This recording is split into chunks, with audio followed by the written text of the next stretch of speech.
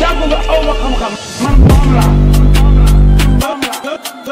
man moom la man moom la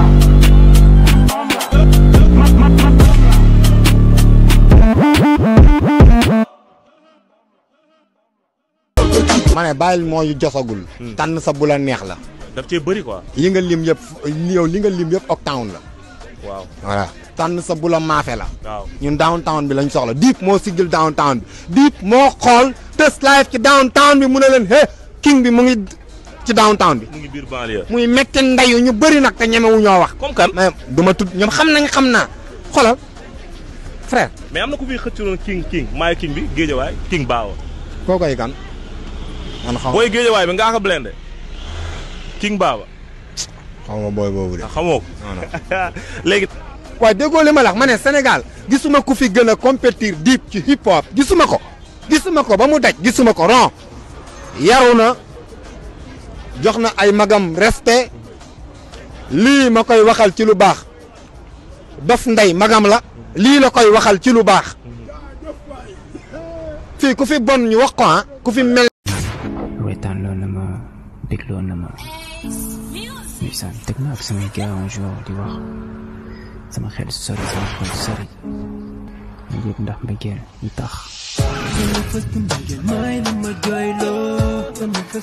ñu ni wuraw sa mbaq bi tatataas wurata saakin loolu mooy doom yaay jàppal sa palas daal te sa bopp lu jël ñu ni war na góor war na jigéen sa bopp lu leen ñu ni wura ki taas gi caakin ñu ni gisal mooy gi tan ñu ni soxla dab la nga gëdd ko faj te kenn du yëg mu ni taqita ndam ba taqita mbaq bi biis gin caakin loolu mooy soxla dab la nga gëdd ko faj te kenn du yëg.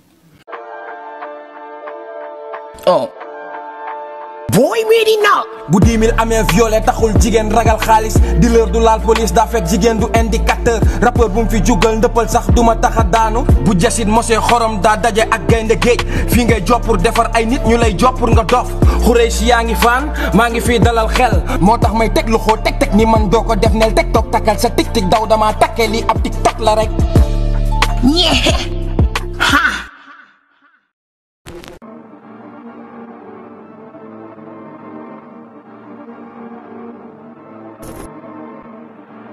Eddie Flow, my niggas.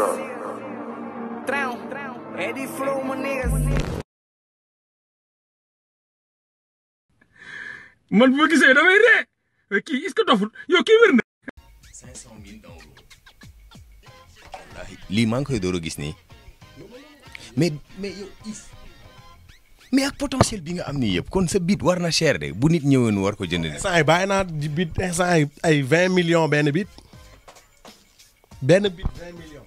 yaa ngi wax lu dëgg de fii la fi di wax clip 10 millions gars yi indil ko procès yow ngay wax bit kese instrumental. moo gars yi 20 millions mais instant yéegal naa affaire yi. sa digganteeg yàlla est-ce que bu ma amoon 500 000 su ma dikkee dina am benn bit. waaw sama xarit nga yow. sincèrement. prix bi. sincèrement waaw. non mais après Sénégal la ñu nekk il faut s'adapter